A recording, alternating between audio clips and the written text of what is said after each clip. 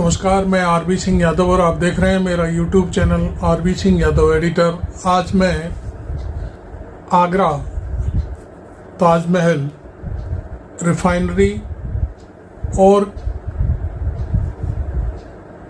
आगरा से मथुरा के बीच जो जंगल है, कीठम झील है, जिसको अब सूर सरोवर का नाम दिया गया है, उस पर मैं गहन रूप से चर्चा करूंगा।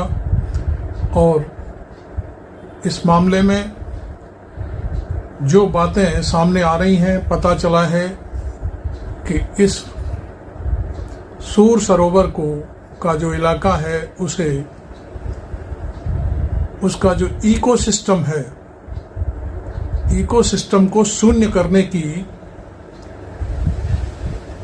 गहरी चाल शुरू हो चुकी है और सरकार इस तरफ पूरी तरह से सक्रिय है। कुछ कॉलोनाइजर, कुछ शिक्षा माफिया इस सूर सरोवर को इकोसिस्टम को शून्य करने की कवायद में लगे हुए हैं। आपको मालूम है कि इससे पहले कॉलोनाइजरों के एक संगठन ने राधा स्वामी संप्रदाय के जो दयालबाग इलाका है, उसकी जो 1600 हेक्टेयर जमीन है, उस पर कृषि का कार्य होता है और वहाँ पर लाखों की तादाद में पेड़ लगे हुए हैं। और ये इलाका आगरा का ऑक्सीजन का लंग्स कहा जाता है। इससे भी और ज़्यादा कीठम का जंगल भी एक दूसरा लंग्स है, जो मथुरा रिफाइनरी जो प्रदूषण फेंकती है, वहाँ से जो प्रदूषण आता है उसको साफ करता है कीठम का जंगल और आगरा को शुद्ध वायु देता है। तो इस मामले पर मैं आपसे बहुत ही गहरी चर्चा करना चाहता हूँ, आगे और देखूंगा। तो इससे पहले मेरे चैनल को सब्सक्राइब करो, चूँकि मेरा ये वीडियो काफ़ी लंबा होगा और इसमें बहुत जो गहरी जानकारियां हैं, तमाम लोगों की जो बातें हैं जो उठ रही हैं, उनको मैं यहाँ पर आपके सामने रखूंगा।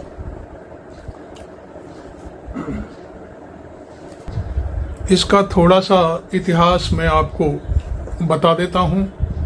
कीठम झील आगरा से लगभग 27 किलोमीटर पश्चिम में जो राष्ट्रीय राजमार्ग है उसके और यमुना नदी के बीच का हिस्सा है। यहाँ पहुँचने के लिए रेलवे की कीठम स्टेशन भी है और राष्ट्रीय राजमार्ग बाई रोड भी है, जहाँ से लोग आते जाते हैं, पर्यटक भी होते हैं वहाँ पर। इस कीठम झील को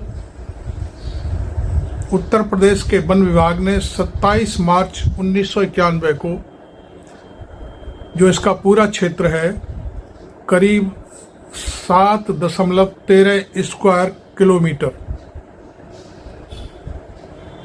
जिसमें पानी जमा होता है, ये झील है और चारों तरफ जंगल है। इसको राष्ट्रीय पक्षी अभयारण्य का नाम दिया था। इसमें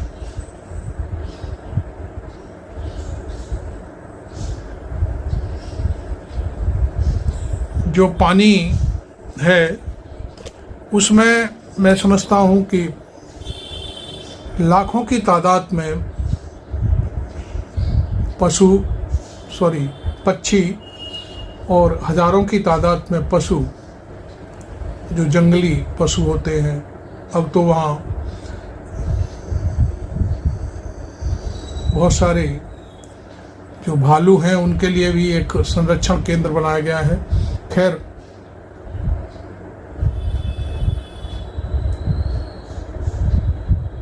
इसको आप सूर सरोवर के नाम से भी जानते हैं। और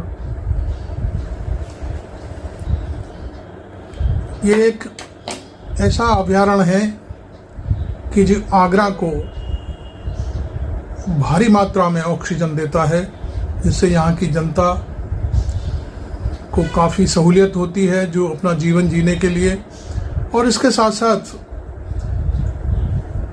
यहाँ जो रिफाइनरी है मथुरा से पहले, वहाँ का जो प्रदूषण है, जो आप जानते हैं कि जब तेल का उत्सर्जन होकर के यहाँ पर उसको ठीक करने के लिए रिफाइनरी में लाया जाता है, तो वहाँ पर गैस, तेल की बदबू और बहुत सारी चीज़ें होती हैं जो उठती हैं, तो वो उस कीठम झील से आकर के टकराती हैं। झील मीन्स जंगल से भी टकराती हैं और वहाँ से फिर वृक्ष अपने ऊपर उसको लेते हुए शुद्ध वायु करते हुए आगरा को ऑक्सीजन देते हैं।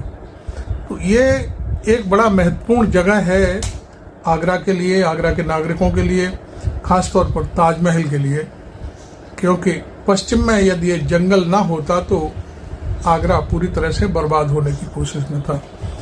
अब मैं आपको बता दूं कि बहुत से लोग जो मेरे दर्शक हैं नहीं जानते होंगे कि रामसर साइट क्या होती है, तो मैं आपको इसके बारे में भी जानकारी दे दूं। रामसर कन्वेंशन 1971 में ईरान में हुई थी और उस कन्वेंशन में दुनिया के जितने भी आर्द्र भूमि वाले अभयारण्य हैं उनको संरक्षण प्रदान करने, उनकी सुरक्षा को प्रोत्साहन देने के लिए इस कन्वेंशन में चर्चा हुई थी। और तभी से उस सम्मेलन में ये तय किया गया था कि इस रामसर साइट में जो आने वाले अभयारण्य हैं उनकी मापदंड क्या होंगे, उनको किस तरह से नामित किया जाता है, कैसे होगा। तो ये सारी चीज़ें रामसर साइट के बारे में मैं बता रहा हूँ कि उस कन्वेंशन में ये तय हुआ था कि कहाँ पर और किस तरह से हम अभयारण्य को रामसर साइट घोषित कर दें। जैसे आपको जानकारी होगी कि इंटरनेशनल स्तर पर यूनेस्को विश्वदाय इस जो स्मारक होते हैं उनकी घोषणा करता है। इसी तरह से ये जो वन्य क्षेत्र होता है जिसको वो जरूरी समझते हैं कि इसका संरक्षण किया जाए, उसके लिए ये रामसर साइट ईरान में जो पहली कन्वेंशन हुई थी 1971 में, तब ये इशू उठा था। सूर सरोवर पक्षी विहार और यहाँ के जो वन्य क्षेत्र है उसको 27 मार्च 1991 में रामसर साइट के लिए नामित किया गया था। और तब ये तय किया गया था कि दुनिया भर के जो शोधार्थी हैं वन्य क्षेत्र और वाइल्ड लाइफ के ऊपर जो लोग शोध करते हैं, रिसर्च करते हैं, तो वो यहाँ आकर के ये सब चीज़ें देख सकते हैं और अपने शोध में उन चीज़ों को डाल सकते हैं, जिससे ये पता चले कि वहाँ पर ये सब चीज़ें हैं और उनके शोध को फिर इस हिसाब से मान्यता दी जाती है। और ये काम अब काफ़ी दिनों से चल रहा है और तब से ये रामसर साइट का नाम रामसर साइट के रूप में इसे घोषित किया गया था। तो अब हम आते हैं इसके दूसरे पहलू पर। कीठम झील के बराबर में एक जोधपुर झाल भी है, जिसको डेवलप करने के लिए हमारे जो आगरा के एक पत्रकार थे, हैं अभी थे क्या, राजीव सक्सेना, उन्होंने काफ़ी मेहनत करी और उस जोधपुर झाल को भी बिल्कुल पैरेलल एक झील के रूप में स्वीकृति दिलाने का काम किया और उसमें अब काफ़ी डेवलपमेंट भी है। खैर, ये जो कीठम झील है इसका इतिहास पुराना है, मैं आपको बता दूं। सूरदास जो महाकवि हुए थे, जिन्होंने भगवान कृष्ण की जीवन गाथा और उनकी जीवन के ऊपर तमाम ग्रंथ बनाए थे, लिखे थे। हालांकि वो आँखों से देख नहीं सकते थे, लेकिन उन्होंने जो कुछ भी बोला उसे उनके प्रिय भक्तों ने संयोजित करके और उसे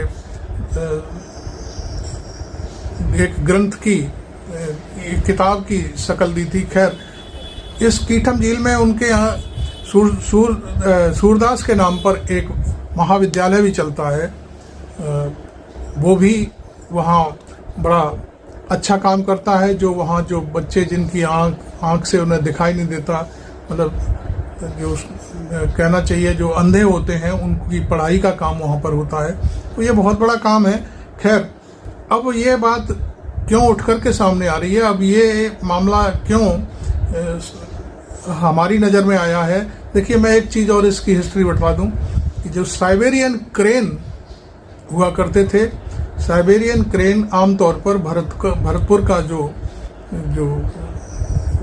अभयारण्य है उसमें आया करते थे। लेकिन जब उन सारसों को ये लगने लगा कि यहाँ बगल में भी कोई आइलैंड है, तो वो फिर यहाँ भी कई बार देखे गए। लेकिन यहाँ की असुरक्षित चीज़ें थी, चारों तरफ कॉलोनियाँ बनने लगी, शिक्षा माफियाओं ने कॉलेज खड़े कर दिए, और तमाम बहुत सारे, पहले राष्ट्रीय राजमार्ग जो था वो सिंगल रूट था, अब डबल हो गया, वहाँ पुल बनने लगे और भारी भीड़ बढ़ने लगी।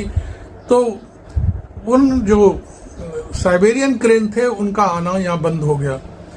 उसके पीछे और भी तमाम कारण हैं, वो हम कभी किसी और अपने वीडियो में बताएंगे। लेकिन अब जो बातें आ रही हैं सामने वो ये हैं कि आगरा के जाने माने हमारे पर्यावरण पत्रकार विद ब्रज खंडेलवाल ने इस स्टोरी को आगे बढ़ाने का रूप दिया है। उन्होंने कल मुझे एक संदेश भेजा और उसमें यह कहा गया कि हमें सूत्रों के हवाले से पता चला है कि कीठम झील और कीठम का जंगल है, उसका जो इकोसिस्टम है, जो इको एरिया है, क्षेत्र है, उसे शून्य करने की गवर्नमेंट कोशिश कर रही है।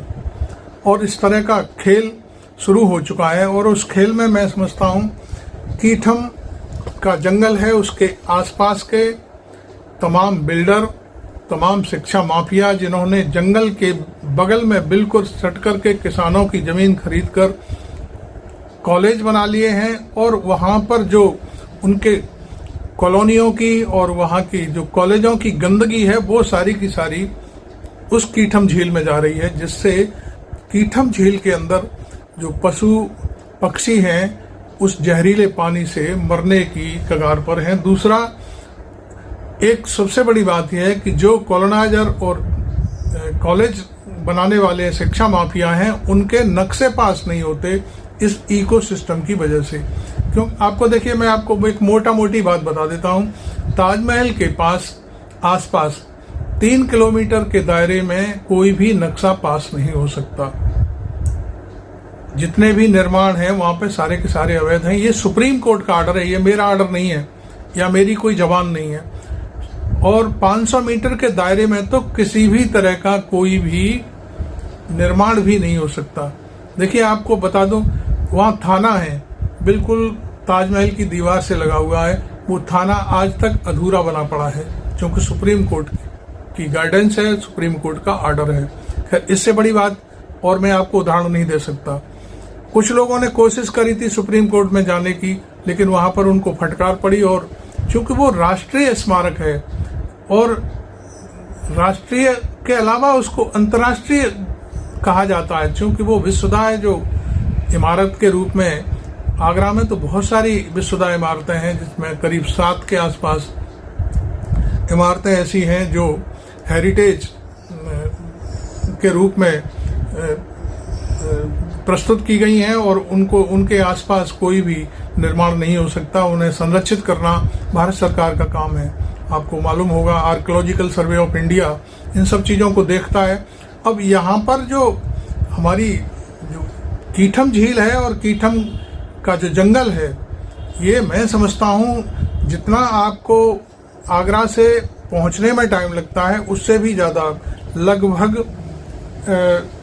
30-35 किलोमीटर लंबी यमुना के किनारे किनारे और राष्ट्रीय राजमार्ग के बीच का इलाका है, जो जंगल के रूप में स्थापित है। यहाँ पर देखिए, मैं एक चीज़ और बता दूं, कुछ वर्षों पहले एक सरकार के दौरान जो सहारा इंडिया नाम की जो संस्था थी, आपको मालूम है, सभी लोग जानते हैं, उसने यहाँ राष्ट्रीय राजमार्ग के बगल बगल कॉलोनियां बसाने की शुरुआत करने की कोशिश की थी। उसमें सारी चीजें हो गई, लेकिन जो सरकार उन्हें प्रमोट कर रही थी वो सरकार ही गिर गई और वो सारा का सारा खेल धरा का धरा रह गया। आज कुछ शिक्षा माफिया, चूंकि वो आरएसएस से सीधे जुड़े हुए हैं, और कुछ बिल्डर्स वो भी आरएसएस और भारतीय जनता पार्टी से जुड़े हुए हैं। तो ये सारी चीजें ब्रज खंडेलवाल ने तो हमें नहीं बताई, लेकिन हमें ये सारा पता चला है कि वो इस क्षेत्र को शून्य करके अपनी वहां पर बिल्डिंगें हैं मल्टी स्टोरी, और वहां नक्शा पास करके वो पूरा प्रदूषण फैलाना चाहते हैं और इस जंगल को पूरी तरह से बर्बाद करना चाहते हैं।